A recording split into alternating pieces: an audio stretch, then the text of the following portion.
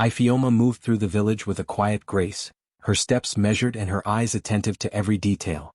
From a young age she had been known for her intelligence, curiosity, and an innate kindness that set her apart from her peers. Villagers often watched her with a mixture of admiration and gentle fondness, noting how she helped elders carry firewood, tended to sick animals, or guided younger children along the dusty paths without ever expecting thanks. Her family, though modest in means, had raised her with values of respect, courage and compassion, shaping a young woman whose heart was as generous as her mind was sharp. Each morning, Ifeoma rose before the sun, the first rays glimmering over the thatched roofs of her village, and went about her chores with diligence. She fetched water from the river, careful not to spill a single drop, and tended to the small vegetable garden behind her home. But she did not stop at tending to her own needs. She looked after her siblings and neighbors' children with patience and a gentle smile, teaching them to read letters, count their grains, or recognize herbs that could heal small ailments.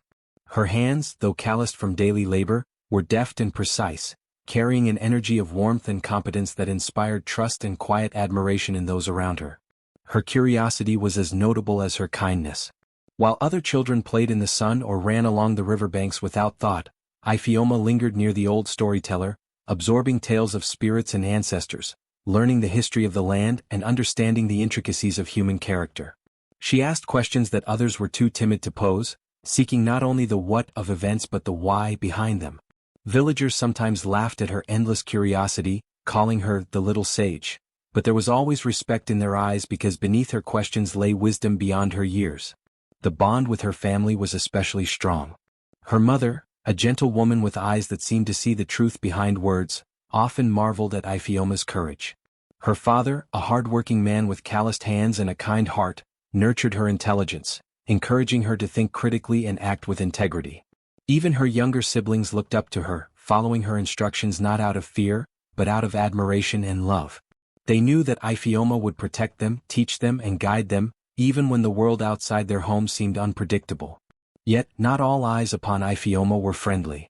In the village lived a powerful family, known for their wealth and influence, whose members were envious of anyone who shone in ways they could not control. Whispers sometimes floated across the paths, how the little sage would one day outshine her peers, how she might even challenge the hierarchy established by those who saw wealth as power and cunning as strength. They watched her quietly, noting her daily acts of bravery and kindness, feeling a twinge of irritation whenever her intelligence became evident in gatherings or discussions with village elders. The seeds of envy were planted not in malice but in fear that someone from a humble family could inspire trust and admiration that they themselves could not command.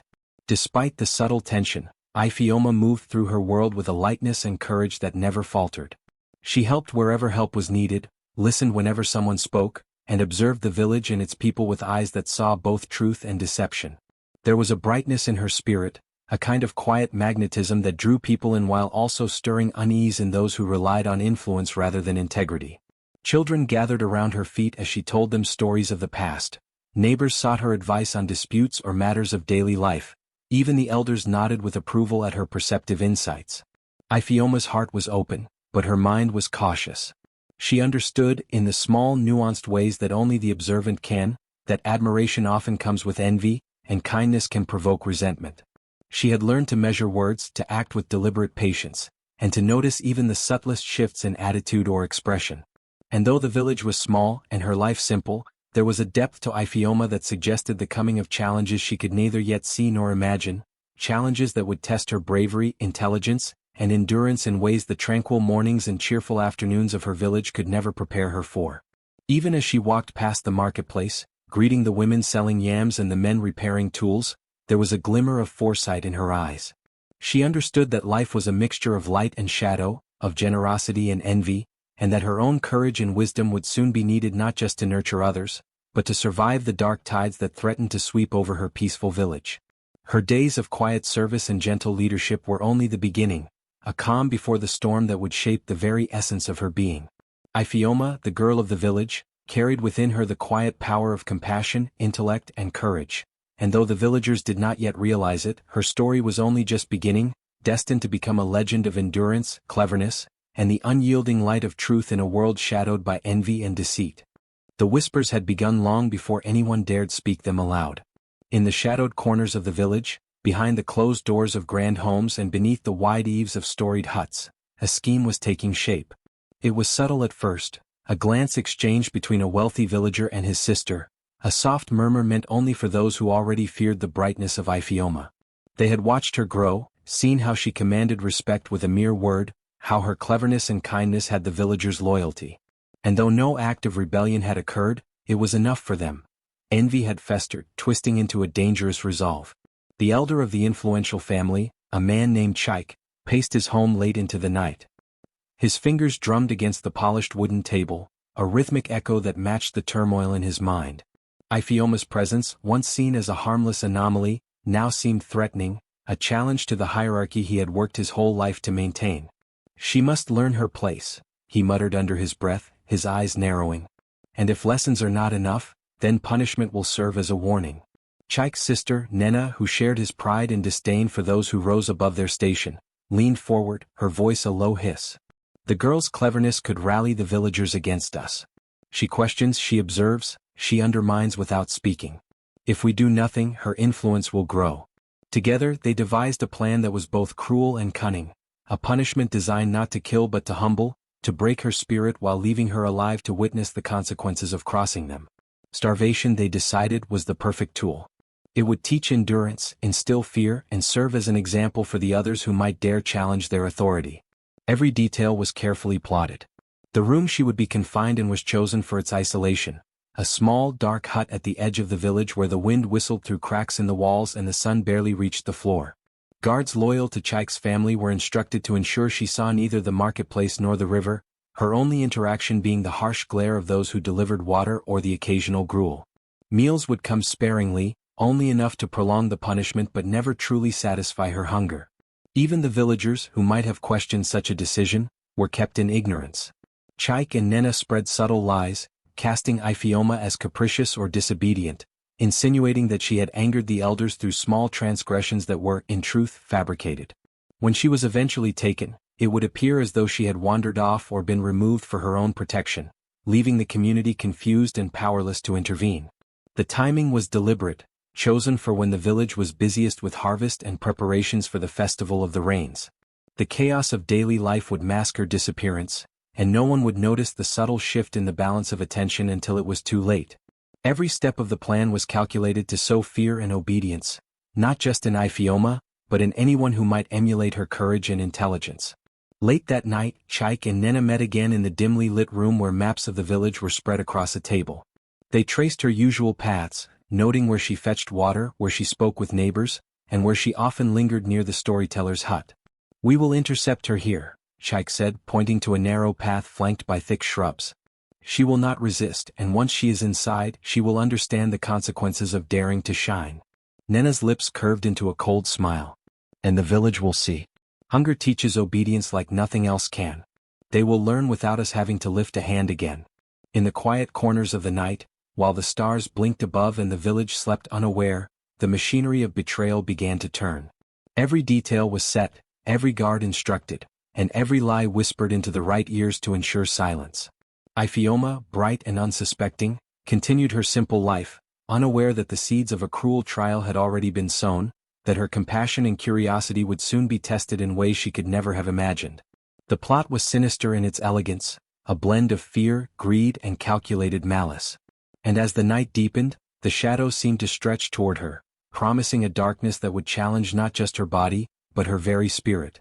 Yet beneath the veil of threat, a spark of resilience lingered within Iphioma, though she could not yet see it, a spark that would refuse to be extinguished no matter how long the cruel days ahead would last.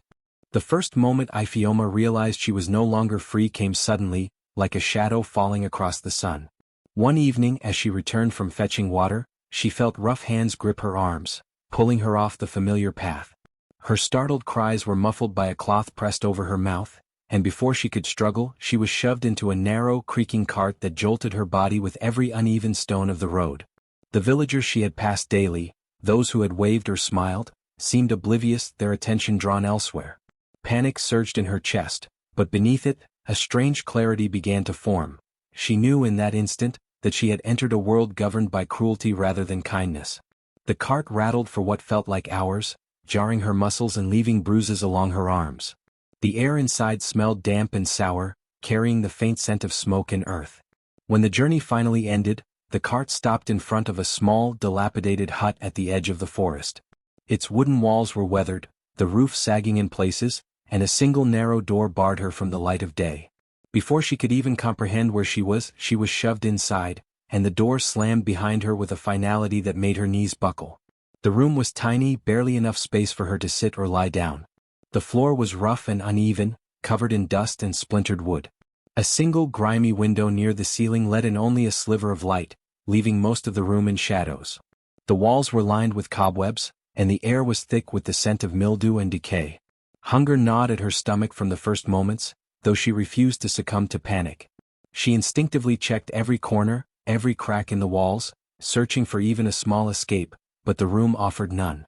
Days passed, or perhaps it was only hours, for time lost all meaning in the oppressive darkness.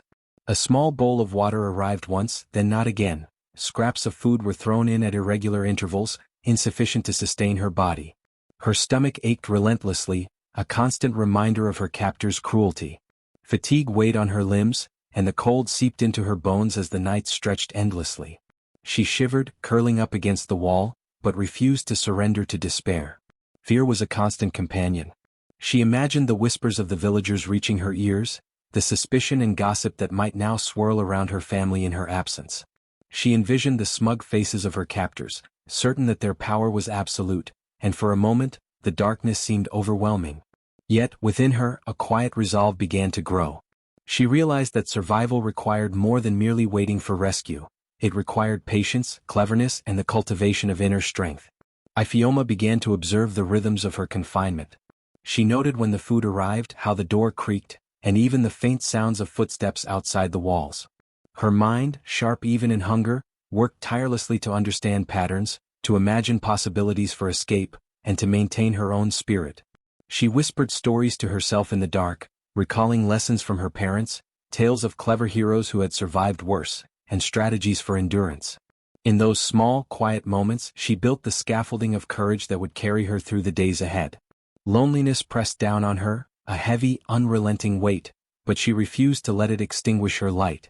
She marked time by her own methods, counting the shadows cast by the thin strip of light from the window, tracing imaginary lines across the dusty floor, and repeating prayers and affirmations to keep hope alive. Hunger and fear tested her body, but her mind sharpened, and her heart hardened with purpose. Even in the most oppressive moments, Ifeoma's curiosity did not fade. She examined every inch of the room, testing walls and floors for weaknesses, listening to the smallest shifts in the air, the softest footfalls, the distant noises that might betray a passage or hidden entrance. Each day of confinement became a lesson in observation, resilience, and endurance. She knew that the darkness was not eternal. She would emerge, and when she did, she would carry with her not only the memory of suffering, but the strength to reclaim what had been stolen. In that small, dark room, starved and isolated, Ifeoma's fear intertwined with determination. Her body ached, her stomach protested, yet a quiet flame burned within her, the knowledge that courage, patience, and cleverness could survive even the harshest of prisons, and that this flame would guide her toward the moment when the truth would finally be revealed. Even as Ifeoma endured the cold and hunger of her confinement, the village outside carried on, unaware of the full truth but quick to fill the silence with speculation. Rumors spread like wildfire, twisting and mutating with every telling. Some villagers whispered that she had been spirited away by forest spirits, punished for meddling with powers beyond human comprehension. Others claimed she had run off of her own accord, lured by promises of marriage, fortune, or adventure. In every variation, her absence became a story distorted by fear, envy, and imagination, each retelling growing more elaborate than the last. From her hidden vantage point, if one could call the thin cracks in the walls a vantage point, Ifeoma could hear fragments of conversations that revealed the true texture of her village. Old women gathered near the well, shaking their heads with knowing sighs, while younger mothers clutched their children closer and whispered warnings. She was too clever, one voice said, low and trembling. It was not safe to let her walk freely among us. Another scoffed. Clever? Or arrogant? She should have known her place. Fear and admiration tangled in strange ways, creating a tension that filled the streets and alleys with invisible threads. Some villagers, particularly those loyal to Chaik's family, spoke more boldly, framing Ifeoma as troublemaker, someone who had challenged authority or disrespected elders. Their voices dripped with satisfaction at her disappearance, the subtle glee of those who thrive on the misfortune of others. "It serves her right," a man said as he leaned against a fence, glancing toward her home. "Perhaps now she will learn obedience." Another chimed in, mentioning how the powerful family's influence seemed to stretch farther, bending even the villagers' opinions in subtle ways. Ifeoma pressed her small hands against the cracks in the wall, straining to hear every word, to understand how the world outside had changed without her. Her heart ached, not only from the hunger but from the realization that her reputation, built from years of kindness, intelligence and care, could be twisted so easily. She felt the sting of betrayal, not only from those who had imprisoned her but from the ease with which others accepted lies. Yet even as the whispers and judgments rained down, a quiet determination grew within her. If they thought she could be erased by rumors, they were gravely mistaken. The depth of deceit revealed itself in small ways. Neighbors who once greeted her warmly now avoided her family's house entirely. Children who had run to play at her side now scurried past with averted eyes. Even some elders who had respected her wisdom were caught up in the fear and influence of the powerful family, murmuring approval at her absence while hesitating to speak a word in her favor. Ifeoma's mind catalogued every sound, every hesitation, every inflection, storing these observations carefully for the time when she could act. Her own family, trapped in grief and uncertainty, could not comprehend her situation. Her parents and siblings searched tirelessly, their anxiety filling the village with another layer of whispered concern. Every knock on the door, every unusual sound, made them hope for her return, but the fear instilled by Chike's family kept the villagers from joining their search openly. Ifeoma listened, hidden and silent, and felt both sorrow and relief. Sorrow for the anguish around her, but relief that her cleverness had not yet been discovered by those who sought to manipulate her fate further. With each passing day, the whispers became a rhythm she learned to anticipate, a map of human emotion, fear and malice. She understood how influence could bend truth, how gossip could become law in the hearts of ordinary people. And though the knowledge was bitter, it steeled her resolve. She realized that endurance and patience were as necessary as courage. The lies would not remain forever, and when the time was right, she would use her understanding of the village's whispers to her advantage. Even through hunger and isolation, Ifeoma's mind was awake. She listened to the village, learned its currents of fear and envy, and began to see a path forward. The betrayal surrounding her was deep, but not invincible. And as the sun rose and fell outside the small, shadowed walls of her prison, she nurtured a quiet flame of strategy and resilience, one that would carry her through the days ahead and toward the moment when the truth could no longer be hidden. The days of confinement stretched endlessly, yet within the small, dark hut at the edge of the forest, Ifeoma refused to surrender. Hunger gnawed at her stomach like a relentless animal, and thirst clung to her throat with each passing hour. But even in the harshness of her imprisonment, she discovered a resilience she had never fully recognized in herself. Survival became her first and most immediate task, and she approached it with the same intelligence and patience that had always set her apart in the village. The first challenge was water.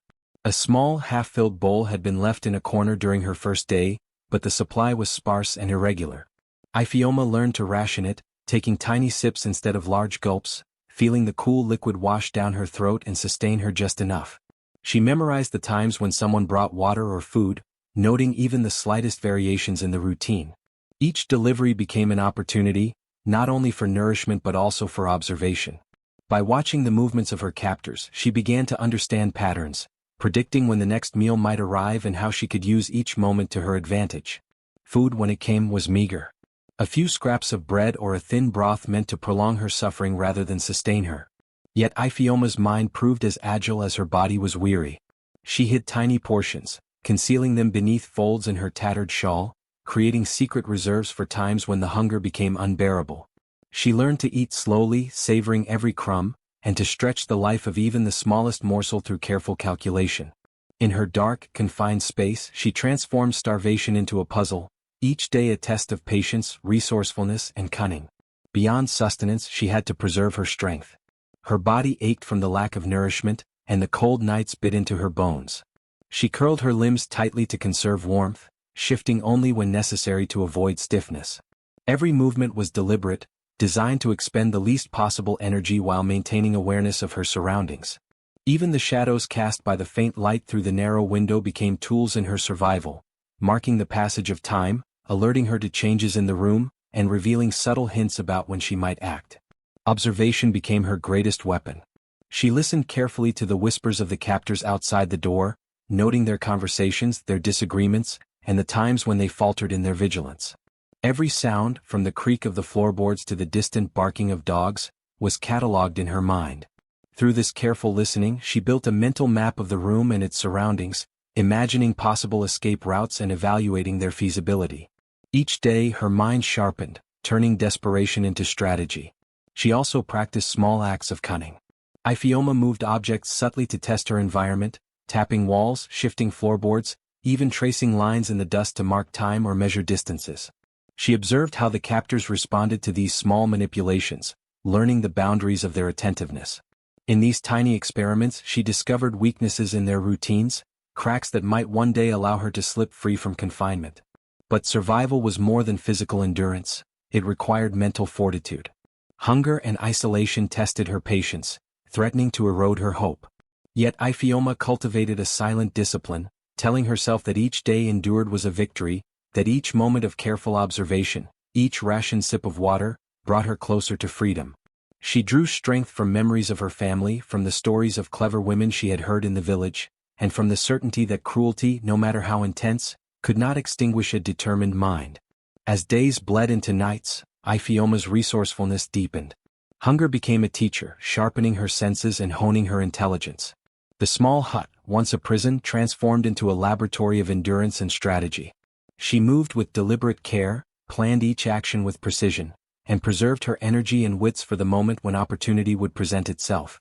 In the quiet of her dark confinement, Iphioma grew stronger, not in muscle alone but in mind and spirit. She became a master of observation, a strategist of survival, and a student of patience. Each day she tested herself, learned from her environment, and sharpened the skills that would one day allow her to escape. The cruel plan of her captors had underestimated her, failing to recognize that within the smallest body could reside the sharpest mind, and that even in hunger and isolation, courage and cleverness could flourish and prepare a young woman for the trials that lay ahead.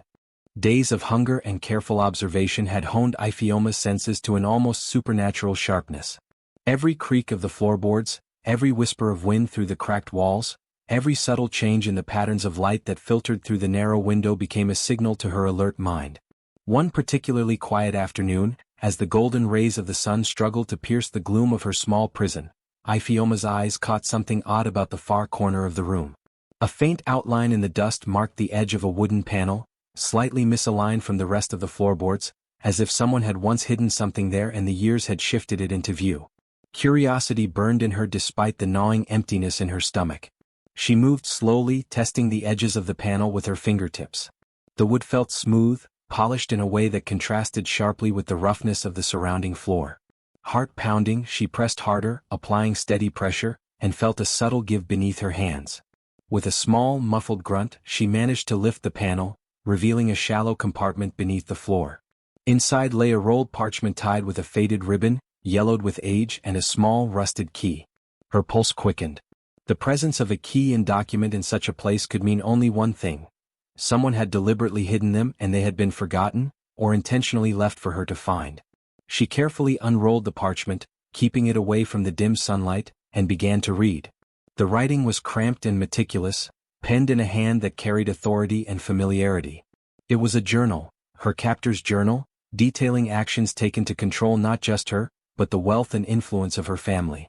Each page revealed the sinister network of manipulation and greed that had led to her imprisonment.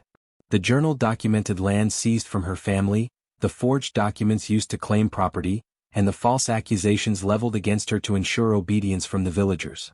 Her eyes widened as she traced each line, realizing that this single hidden record contained evidence that could dismantle the lies her oppressors had constructed over years. The journal was more than a record. It was proof, undeniable and meticulous, of the corruption that had been carefully buried beneath the veneer of respectability. The key intrigued her even further. Though rusted and small, it seemed to fit a lock somewhere in the village or perhaps within the house of her captors. Iphioma's mind raced with possibilities. Could it open a chest containing more documents? A room where stolen wealth or secrets were concealed? Every fiber of her being urged her to hold onto it carefully, to guard it as fiercely as she guarded the journal itself. This key was a tool, a tangible means of access to truths that others had tried to bury forever. As she sat in the dark corner of her prison, cradling the key in parchment, a sense of empowerment began to replace the despair that had weighed on her.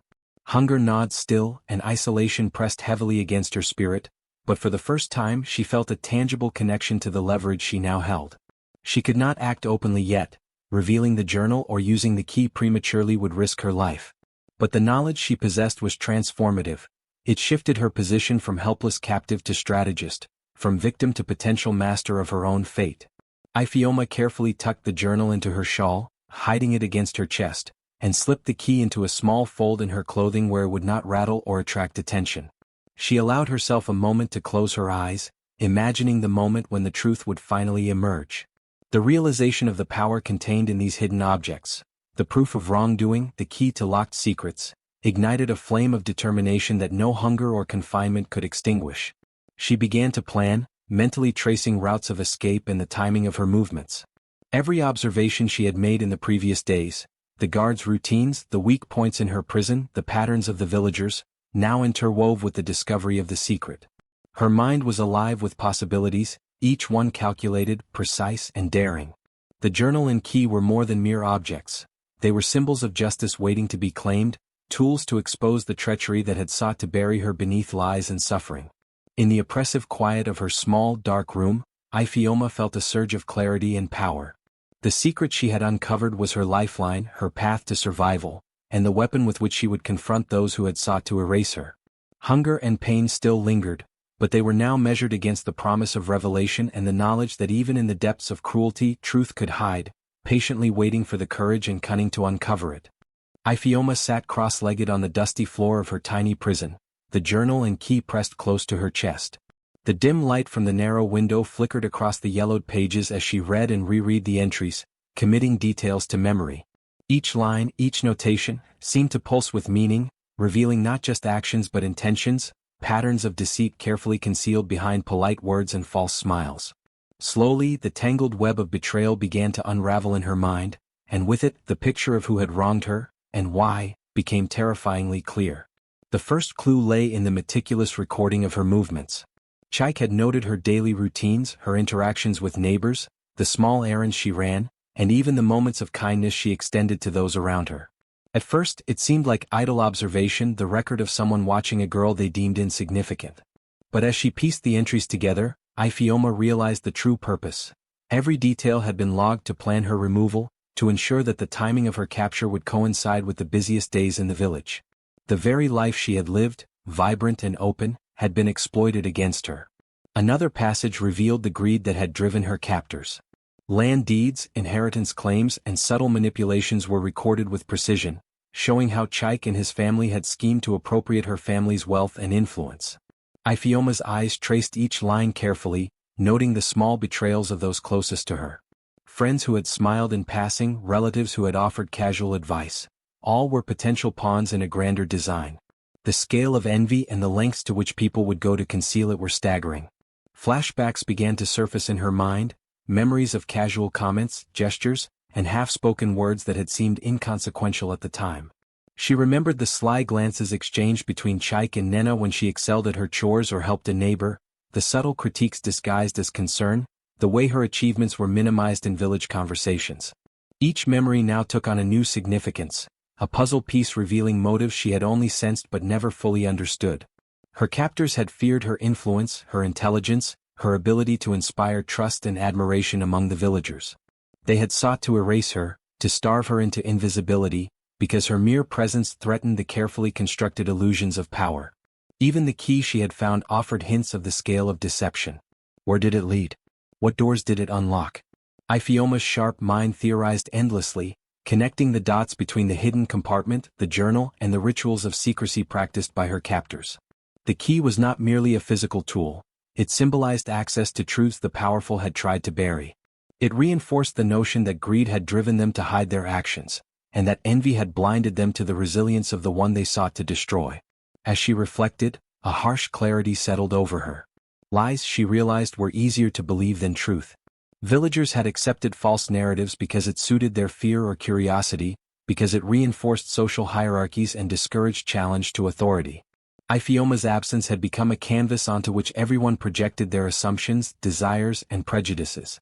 She had been painted as a rebellious girl, a troublemaker, or worse, all to cover the greed and cruelty of those who truly held power.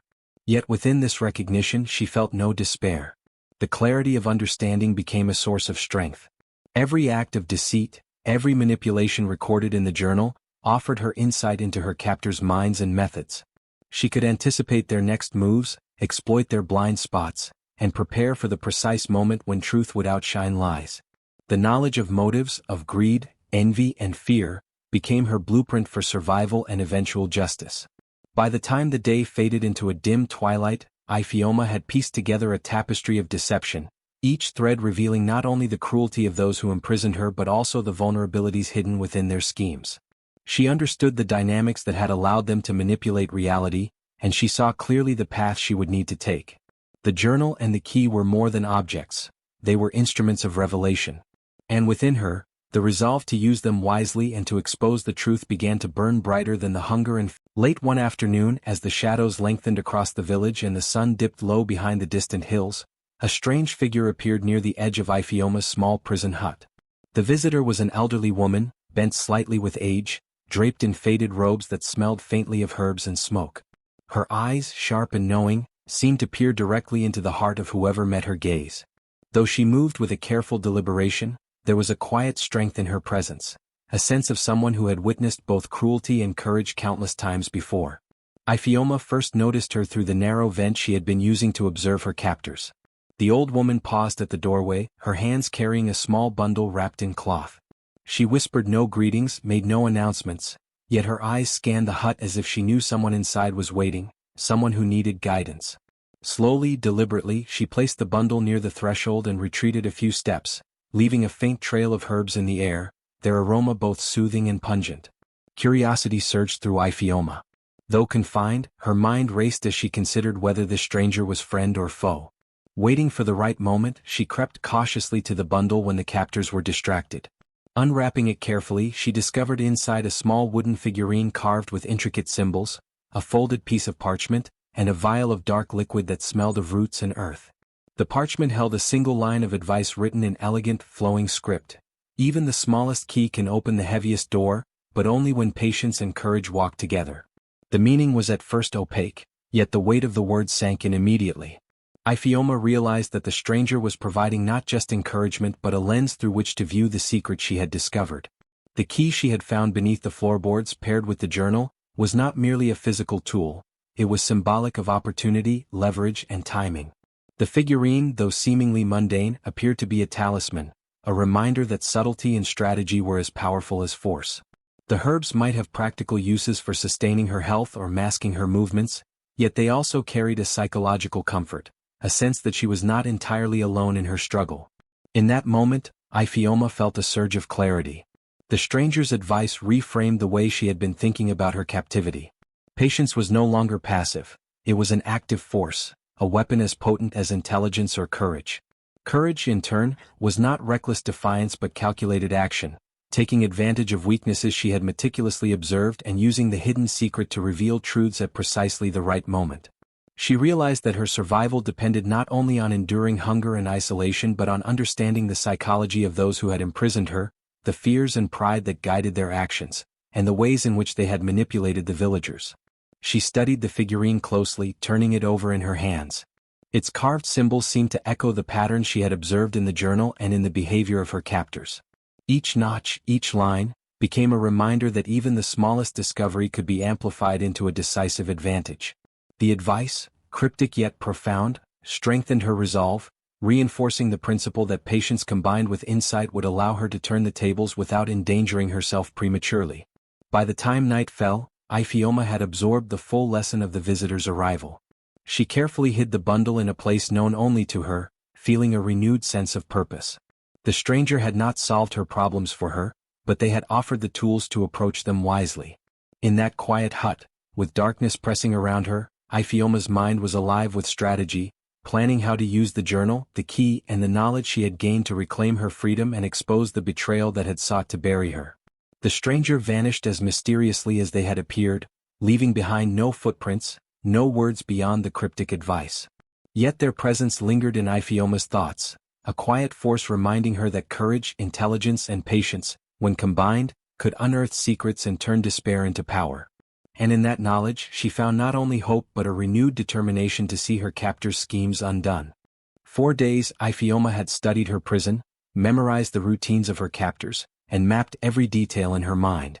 She had observed the subtle lapses in attention, the predictable moments when the guards grew distracted, and the narrow windows through which she might act. Now, with the journal, key, and the cryptic guidance from the stranger as her tools, the moment for action had finally arrived. Her heart raced with anticipation, but she forced herself to move slowly, deliberately, allowing patience to guide every motion. The first challenge was the door. Though it was reinforced and heavily locked, Iphioma had noticed that the latch mechanism was worn and that the bolt could be manipulated from the inside with careful pressure. She waited until the midday sun shone directly into the yard, signaling a time when the captors were most distracted, laughing, chatting, and preparing food for themselves. Holding her breath, she inserted the key she had hidden in her shawl into a tiny crevice beside the lock, turning it with careful precision. A soft click sounded, barely audible over the distant chatter, and she froze, listening for any sign of alarm. Nothing. Slowly she lifted the door and slipped through the narrow opening, heart pounding in her chest. Outside, the terrain was familiar yet fraught with danger. Iphioma had spent days observing the yard and nearby paths from her vent, and now that knowledge was her greatest asset. She moved low, keeping to shadows, avoiding the glances of anyone who might notice. A sudden movement in the corner of her eye, a stray goat, a patrol of guards, sent adrenaline surging, but she froze until the threat passed, proving the value of patience and restraint. Each step forward was measured, deliberate, a dance of calculation and courage. Her mind constantly revisited the journal's entries and the cryptic advice. Even the smallest key can open the heaviest door, but only when patience and courage walk together. The words guided her actions, reminding her that haste could be fatal. She approached the fence that bordered the property, noting the loose boards she had previously marked. They would allow her to slip through without causing a sound. Her hands worked quickly but gently, pushing the boards just enough to create a passage. One creak threatened to betray her, and she held her breath until silence returned, every second stretching into an eternity. As she crept through the narrow opening, the moonlight revealed the surrounding forest. She had prepared for this moment, having spent hours memorizing paths, noting hidden routes and imagining obstacles. Each step was deliberate, her mind anticipating pitfalls and planning alternate routes. When the distant bark of a dog reached her ears, she flattened herself against the underbrush, heart hammering, waiting until the sound faded. Every near miss reinforced her focus and sharpened her senses. At one point she paused beside a tree, listening to the faint rustling of leaves. Her captors had discovered she was missing and were beginning their search, calling out her name. Fear prickled along her spine, but she recalled the pattern she had memorized. The searchers would follow predictable paths, turning at certain landmarks. Using this knowledge, she diverted silently, moving in the opposite direction, blending with shadows and remaining unseen. Hours passed, yet she did not stop. Hunger gnawed at her and fatigue pressed heavily on her limbs, but determination drove her forward. She finally reached a small stream that led toward the outskirts of the village. Here she paused, letting the water mask her scent, washing the sweat and grime from her face. She allowed herself a small measure of relief, knowing that the bulk of the escape was complete but that caution remained essential. By dawn, Iphioma had moved beyond the immediate reach of her captors. The trees, the soft murmur of the stream, and the rising sun became allies, providing cover and guidance. She paused for a moment to breathe deeply, feeling the cool morning air fill her lungs. The journal, the key, and the stranger's advice had guided her through near impossible odds, transforming fear into calculated action, desperation into strategy. In the quiet solitude of the forest, Iphioma finally allowed herself to feel the first flush of triumph. She had escaped not through brute force or reckless action, but through observation, patience, and intelligence. Every cautious step, every calculated decision had led to this moment. The hunger, the fear, and the days of confinement had forged her into a strategist, a survivor, and now, a young woman ready to reclaim the secrets her oppressors had tried to bury. The forest whispered around her, carrying the promise of freedom, justice, and the reckoning that was yet to come. The village square was alive with activity, the morning sun casting long shadows over the mud brick huts and the gathering crowd. Market day had brought villagers together, their chatter and laughter filling the air, But today something unusual pulsed through the throng. Whispers of a girl who had vanished, now reportedly seen moving with purpose, her eyes alight with determination. Iphioma stepped quietly into the square, her journal safely tucked beneath her shawl and the small key hidden in a pocket against her chest. She was calm, deliberate, and resolute, each step measured to convey authority and clarity rather than fear. Her captors, Chaik and his family, were present, mingling with the villagers as though nothing had occurred, as if her disappearance had been a minor inconvenience rather than a calculated act of cruelty. Their confidence, built on deception and intimidation, had blinded them to the possibility that Iphioma had returned prepared, aware, and armed with knowledge. They did not notice the subtle way her eyes scanned the crowd, counting allies, assessing the distance to the elders, and observing the reactions of the villagers who had once whispered in fear or doubt. Iphioma raised her voice when the moment felt right, clear and commanding, cutting through the chatter like a sharp blade. "Stop." The square fell silent. Eyes turned toward her, curiosity mixing with disbelief. Murmurs rippled through the crowd as they recognized her, alive, strong, and seemingly unbroken. Even the most skeptical villagers could not deny the certainty in her posture and gaze. She stepped closer to Chaik, the man who had orchestrated her starvation and confinement, and pulled the journal from beneath her shawl. The leather cover, worn and familiar, seemed to pulse with the weight of truth. Opening it with deliberate care, she held it aloft so that all could see. "Everything you tried to hide," she said, her voice steady, "everything you hoped to bury under lies and fear, it is here. Every act of greed, every deceit, every cruelty is recorded." Gasps echoed across the square. Chaik's hands twitched, the first signs of panic. He attempted to interrupt, to claim the documents were falsified, but the villagers, once so easily swayed, now leaned forward, their eyes drawn to the undeniable evidence. Iphioma pointed to the entries detailing the falsified accusations, the hidden thefts of property, and the ways her captors had manipulated neighbors into silence. Each revelation landed like a blow, the weight of truth bending the atmosphere until it became almost tangible. Her captors' faces went pale. Chaik's father fidgeted, his previous aura of authority crumbling in the glare of exposure. Lady, once smug and confident, trembled as the crowd began to murmur, realizing the innocence of the girl they had mocked and the duplicity of those they had trusted. The power dynamic had shifted entirely. For the first time, those who had relied on fear to maintain control were the ones feeling it, their hubris stripped bare in the light of undeniable truth. Iphioma did not stop with verbal revelation alone. She retrieved the small key, holding it up as a symbol of the hidden evidence and secrets her captors had tried to bury. "This key," she declared, "unlocks more than doors. It unlocks justice, honesty, and the chance for the village to see what has been done behind closed walls." The crowd gasped again, whispers turning into voices of shock and indignation. As elders approached, questioning and examining the journal, the full extent of the deception became clear. Villagers who had feared reprisal now found courage, standing together to demand accountability. Chaik and his accomplices attempted to speak, to justify their actions, but the weight of the documented truth rendered their protests hollow. The humiliation was complete. They were unmasked, powerless, and the village witnessed, in vivid clarity, the consequences of envy, greed, and cruelty. Iphioma's calmness, her intelligence, and the courage with which she had executed every step of her escape and exposure left an indelible impression. She had turned suffering into strategy, observation into action, and secrets into instruments of justice. The square, once a stage of fear and oppression, now became a theater of revelation, where the truth, once buried and starved like herself, stood triumphant, undeniable, and respected.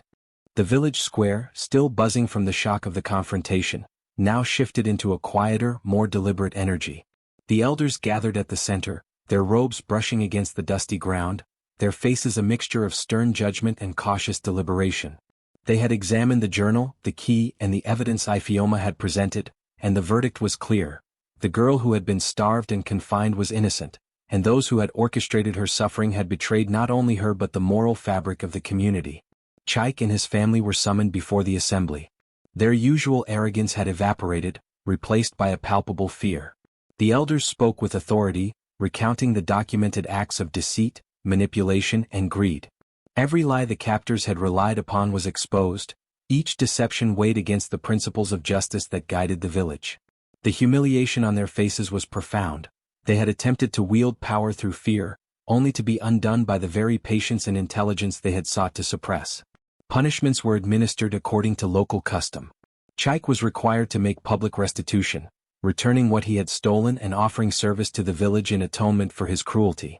Lady and other accomplices faced similarly symbolic but socially potent consequences: public acknowledgement of wrongdoing, service to those they had wronged, and ongoing observation by the community to ensure such acts were not repeated.